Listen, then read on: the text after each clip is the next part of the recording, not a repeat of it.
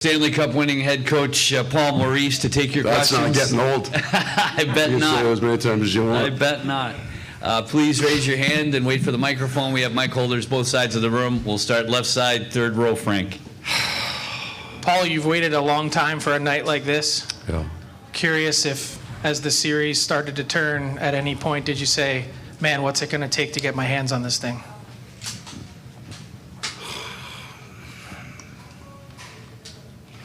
No, I didn't think like that. But I'm not sitting here, Frank, saying we knew it, right? Like when it's going sideways on you. I loved our game 5. That's probably the reason I had kind of hoped that we would be able to play close to that game at home. And in truth, at the end, game 5 and possibly game 2 were our 2 best games. And we lost that game. But if you watch a lot of hockey and you study it, you know how you played. And if we had played that game tonight and lost, I don't want to say I would be at peace with it. I wanted tonight more than any other game to look a certain way. I wanted to stand behind the bench and watch the first period because we hadn't been very good in the first period. Under the most pressure, having lost 3 in a row, and your dream slipping out the door. Wanted it to look a certain way, that the players play a certain way, that they had belief and courage. And the word that we used over the last 3 days was the freedom to play the game. And I don't mean I had the handcuffs on them. I mean, if it's on your stick and it's on you, you're playing the game. You're not banging it out, right? Except for the entire third period, which is, we iced it 400 times. But that's what I wanted. So I never thought, what's it going to take to get your hand? Like, what do I got to do? Because I didn't know it then, and I didn't know it when I got asked the question at the start of all this, and I said I need one, right? And I got to win a Stanley Cup. There's a whole bunch of things you don't know until you get there. You don't win a Stanley Cup. I didn't win the Stanley Cup tonight. I got to share it. And that is a completely different idea. Not that I thought this was all about me. I certainly didn't. I mean, you replace me tomorrow, and that's a good hockey team. But that's what I learned. You don't win a Stanley Cup. You share it. You get to share it. Left side, first row, Mike. They always say the cup is really heavy that first time you lift it over your head. Yes. Did it feel that way, or was it like a feather? Like way heavier than I thought it was going to be. Yeah. But I haven't been in the gym in a long time. So there was a slight moment when I'm hanging on and going, am I going to be able to get this thing over my shoulders, right? Because they're all beat up. Anyway, it's heavier than I thought. Way heavier. That same row, Ryan. Hey, Paul, Stanley Cup champion. Yes, sir. I like that. Thank you. That's good. Aaron Ekblad is a player that's been with the Panthers almost as long as anybody else. I haven't talked about him too much, but clearly an important member of the team. What does he mean to the Panthers? Okay. So take a look at and I'm going to say maturation of his game. So I think in the year prior to, and I got nothing to do with that. So when I say this isn't me saying, look what I did with Aaron Ekblad, because what I did is I took him from a high point producing, very expensive defenseman, and I just ground the points right out of him, right? That's what I did for him. But you find, sometimes you find a different way. So he's a power play guy. He puts up big numbers on a high scoring team. And then in some ways he has to accept a change. And it wasn't a problem for him to do it. He came off the top on the power play and he went to the flank, and then he came off the flank. And then I think what happened is he, broke his foot, subluxed his shoulder twice, had an oblique tear, and played through it. And in order to play the game, he was so broken and beat up, he had to play this kind of grinding, bang it out, defend. He also lost Mackenzie Weegar, who was that kind of offensive game, and now he's playing with Gus Forsling, and we're running against the other team's play, so I'll just defend. And then he turns out he's really, really good at it. And I think he truly, truly embraced it. And part of it is he's not as young man anymore. He's not old, but he's not 23 looking for the next contract. He's got all he needs, just wants to win. But he had a major change in his style of play in his career, and now he owns that, so he gets to play a lot longer just like that. Back to Frank, left side, third row. If I could ask a follow-up, we talked to you a little bit earlier in the series, and you talked about, you know, what it was like to first kind of get your eyes on the Stanley Cup in the Sioux, and now, you know, you just talked about maybe coaches have different dreams than players in terms of what you wanted this game to look like. Yeah. Did you see it, and was this everything that you wanted it to be? I was good with the result. You're not going to believe this. And I don't even know if it's 100%. It's not true. But a piece of me believes this.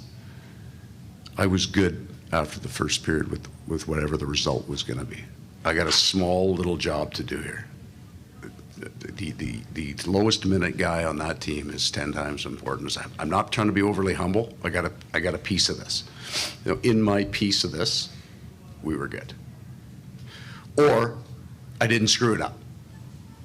Right? Because you lose, and and it's not just you. So I'll tell you a story. I get to the rink really early in the morning. So when I come in yesterday morning, we got this big bank of 6 TVs, and one of them has a network on it and the banner is, and I'm not shitting you, if the Florida Panthers lose, is this the biggest collapse in sports history? And that damn thing is sitting on the TV, and you're waiting for, like, roll it, people, let's move it. 15 minutes.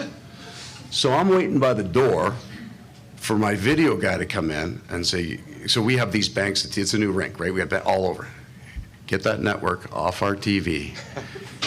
Because I'm sitting there going, and I don't like it, and I'm 57. But what happens if you're 25 and you're going, I got to live 50 more years as being a part of the biggest collapse in sports history?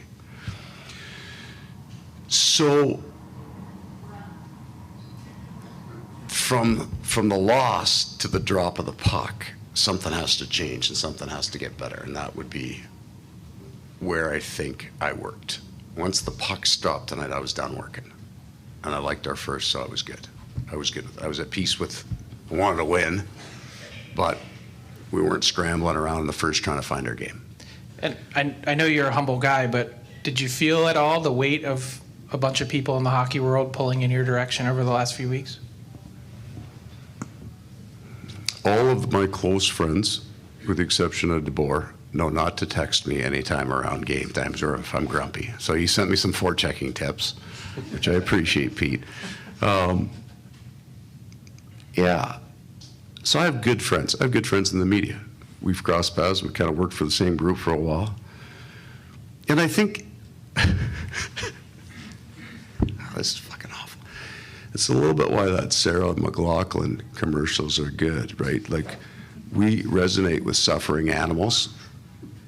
And I think they've seen me on TV for 30 years, and they're kind of going, can you give this guy a Stanley Cup? Because this is painful and pitiful to watch. I don't want to see this man go through this anymore. I think as humans, I got adopted by the Florida Panthers tonight. Right side, second row, Patrick. Paul, obviously for players, being a good scorer, being a good passer means nothing if you don't win a Stanley Cup. What does it mean to you to see these players, this group, be finally rewarded with a cup and have this stamp next to their name? So in our small little world down here, these guys had to work really, really hard, which makes no sense because there isn't a Stanley Cup champion that didn't, right? We're all saying the exact same thing. This was so hard. This group was different from the time I called them 2 years ago. I kept getting off the phone going, these guys are different. And I think that you people would appreciate it, truly appreciate it. Because let's just say I'm an ass. And you got to deal with me because I'm in pro sports and I'm the coach, and my guys aren't like that to deal with. They aren't like that for me to deal with. I told Nick Cousins he wasn't playing tonight, Game 7. I took that from him. In that same row. But he truly handled that way better than I thought. And I was expecting, and because Nick's a fiery man, and and every once in a while we'll get rolling on each other. But man, he handled it because he loves his brothers. He loved those guys. So the coach is a jerk, and he's right about that. But he loves his brothers. That was pretty good. Right side, second row, Greg. Just wanted to get your perspective on like the last minute of that game and the emotions you're feeling on the bench as you see them try to, freeze the puck in the corner and. Right. So we talk about different things over the course of the years, just kind of almost prep time. And one of them is, if we do this right, mentally, you get into this, and I would always say Game 7. We talk about Game 7 all the time. And there's 8 minutes left on the clock. If we do this right, we want the clock to slow down, not speed up.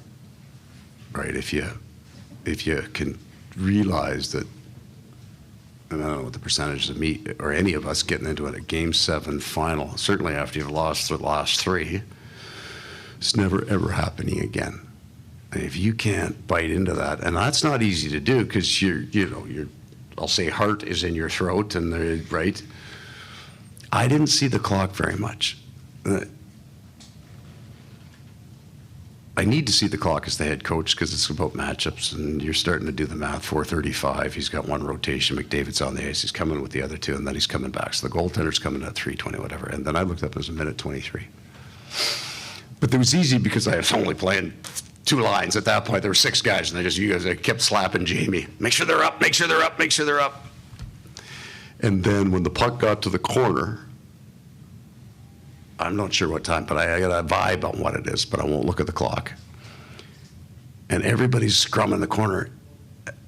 And I'm going to scream at Sam Reinhart because this guy's standing right over in front of our net, but he isn't going to hear me. And then I just waited for Sylvain and Jamie. I just kind of stared there and took it. I wasn't taking it all in. I was holding my freaking breath.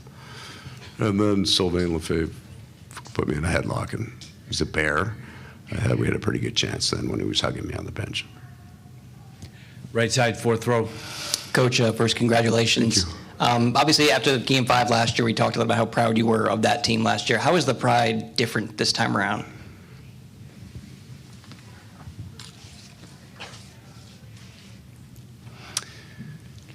This is different. That's the starting point of heart and what that team went through. Like, that thing started in January, right? Like, we're out of the playoffs and we're out by 9 points. So the grind is on, and then you beat a team like Boston. So you give everything you possibly can, but you're probably not good enough. Not in terms of your character, your heart, you compete all the things that we say you need to do to win. But like, how the hell really would I know? We've never won. So it's all on faith, right? You go as hard as you can, you give everything you have, but you never actually won. So you're just grinding. But that commitment then, in truth, I had an idea we had a chance in training camp this year. Because I ran the exact same camp that I ran last year, and we measure everything, and they worked harder on their own. I went, oh, these guys are serious. I was telling really funny jokes for about 3 months, and they weren't laughing.